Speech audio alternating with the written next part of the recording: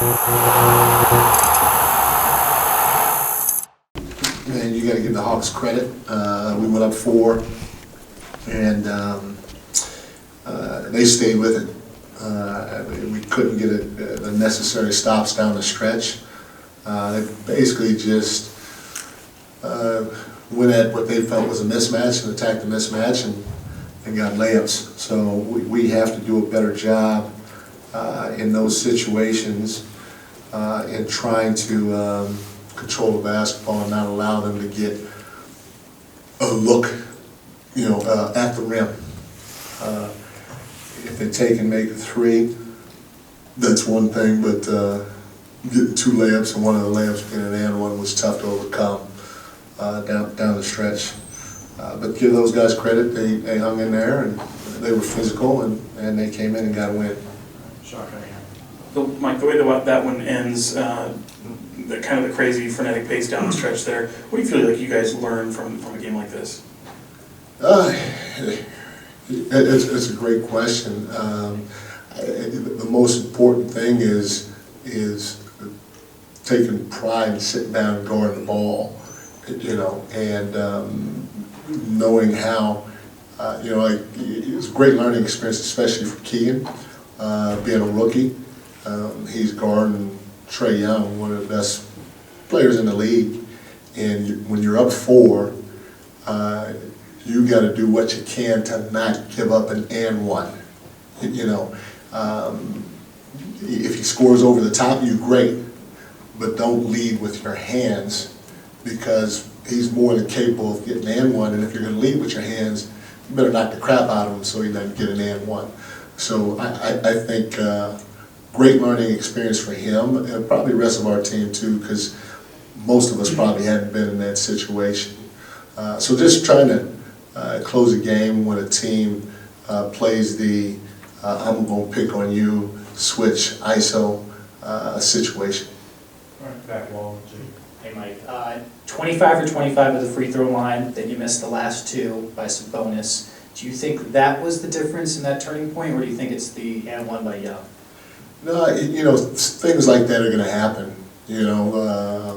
Like Fox's turnover, things like that are going to happen.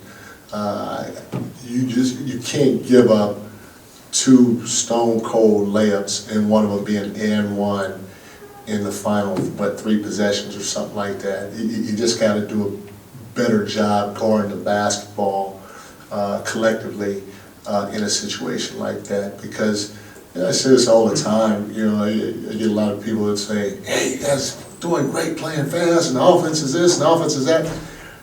At the end of the day, the offense is fun to watch and all that. You're going to probably win some regular season games, but we have to be able to sit down and guard if we expect to be a really good team and make some noise come playoff time. If we can't sit down and guard the ball, it could be tough for us. James. Yeah, Mike, the challenge that you had, what did the official tell you on that? Because their mic cut out midway through, but it looked like an unnatural play by Trae Young that should have been an offensive foul. Instead, the Hawks got the ball out of bounds. When they called it on Kevin, Yes. I didn't get an explanation. They just said it wasn't.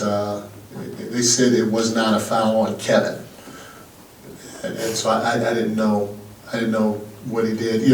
I told him initially. I said he backed up into him, but they just said it wasn't a foul by Kevin. Nothing else. Jason, and then Tony. Mike, how beneficial are these games, just as like a teaching tool or whatever? You played a bunch of close games and won your share and then lost a few. What do you gain from these experiences, and how could that pay off down the road?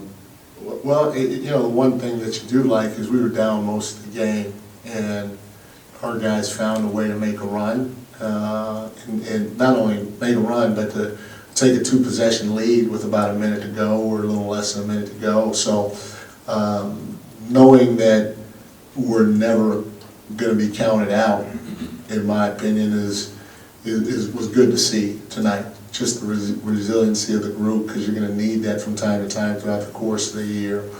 But like I said, trying to figure out how to sit down and guard is something that we have to do a better job of. collectively. All right, Tony. And Coach Brown, of course, you guys were in a thriller last night, but what do you tell your guys, before the game, coming in here, these teams that are on these losing streaks and they're dying to get a win, what do you do to try to get them settled into the fact that you got to play these games from the start, tip off, into the end? Well, I mean, we tell them the same thing we told the team against the Utah Jazz. I think Utah were they on a losing streak? Yeah, they were. I think they were on a 4-game losing streak, Utah. So we tell them the same thing we told them going into the Jazz, and we beat them. I mean, they're going to be teams that are on losing streaks. That doesn't mean that we should automatically beat them. We told them that these guys are going to be hungry. We told them that Utah was going to be hungry, because when you lose 3 or 4 in a row, you're desperate for a win, and so you try to play a little harder, you try to lock in a little bit more in order to get that win. And so for us, at least for me, being in the league 31 years, it doesn't matter if a team's on a 4-game losing streak or a team's on a 6-game winning streak, you got to come play, because every single game is a separate entity. And if you don't do the little things the right way from the start to the end, it's going to be hard to get a victory. Now, obviously, the one thing that you like to do is protect your home court, and when you lose a game, no matter, again, who it is on your home court, it hurts, but I don't really take into account, this team's on a losing streak, so we should win, because I'm not going to say, well, this team's on a winning streak, so we should lose. You know what I'm saying? To me, it's all a separate entity. Each game is a separate entity. All right, last one, Brandon. Yeah, Coach, when it comes to the backup 5, you went with Rich in that first half, and then second half went with Trey Lyles. Yeah. What did you see with both of those groups?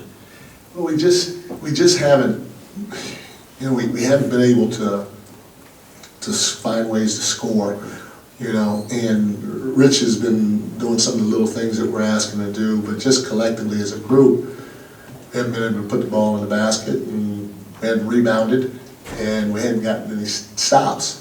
It's not a good combination, and so we wanted to just change it up to see if having Trey at the 5 as a stretch 5 could disrupt Atlanta's defense a little bit with his ability to pick and pop, and now they have a hard closeout, or maybe Trey knocks down a 3, and we get moving a little bit in that regard, and we were able to get some stops. We were able to put some points on the board, and we cut the lead a little bit, and because of the different look that we gave them, and so that's all it was, just trying to generate something offensively, because not just tonight, but even last night, we couldn't generate much with that same group.